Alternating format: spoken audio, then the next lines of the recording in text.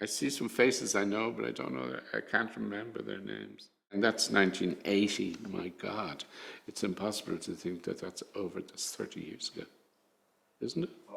41. What am I talking about? Wow.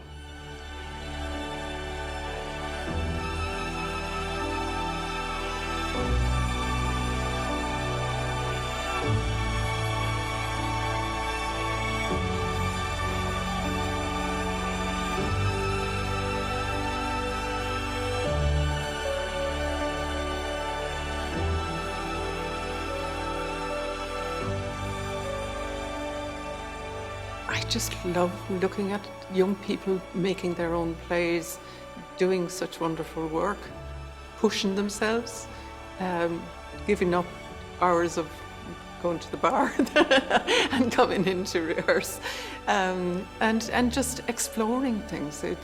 I always enjoy, I mean, having been a teacher, I love young people developing themselves and trying out things and not being afraid to do that. I felt at the time, I was trying to inquire, is there anything for kids, at that stage? I had no kids at that stage myself. And I just thought there isn't really. There were quite a few, what we might call drama schools or classes for young people. I kind of felt there should be something there that doesn't cost anything, at least in the beginning anyway. I remember the first day we held I think I called it auditions, which was a mistake in one sense, but that's what I did. And I think only 8 people turned up. To my disappointment, I was expecting a few more than that. But I had a friend who was opening and closing the door for me when the bell rang or whatever.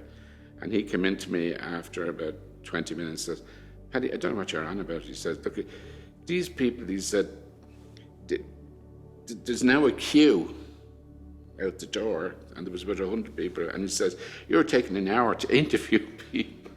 Do you think we're going to be here till Christmas?"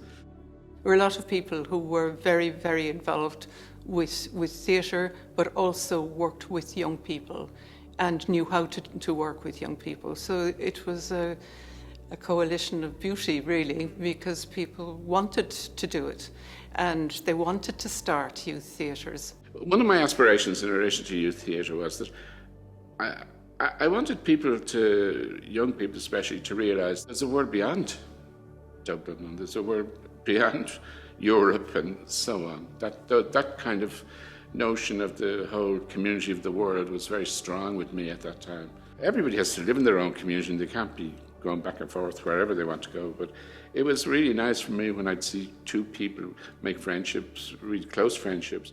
I wanted people to see the value in everybody, and that there'd be some people who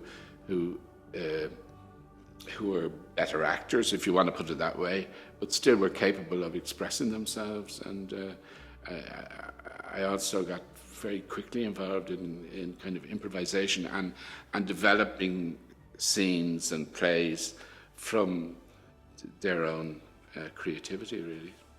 I think in the arts in general, I think that there has been a great growth in the arts, and that I think that people have recognised it, and it's also it's something which sends up a flag for the quality of life in a country, that is there, and it needs to be there. It needs to be expressing itself. It needs to have theatre. It needs to develop in drama, and whether the person is 12 or 70, it's there for them, and it's good. People used to say the young people are our future. No, they're not our future, they're now. And I think that's what Youth Theatre Ireland does. It's the here and the now, and the experience for the young people. Delighted to see that when I see the definitions of what youth theatre are, they might be changed wording slightly, but it's exactly the same as it was when we started. And I think that's really, really positive, that it's not just about people's performances, it's the whole person that's being developed. And I hope that will always continue to be at the core of the youth theatre movement.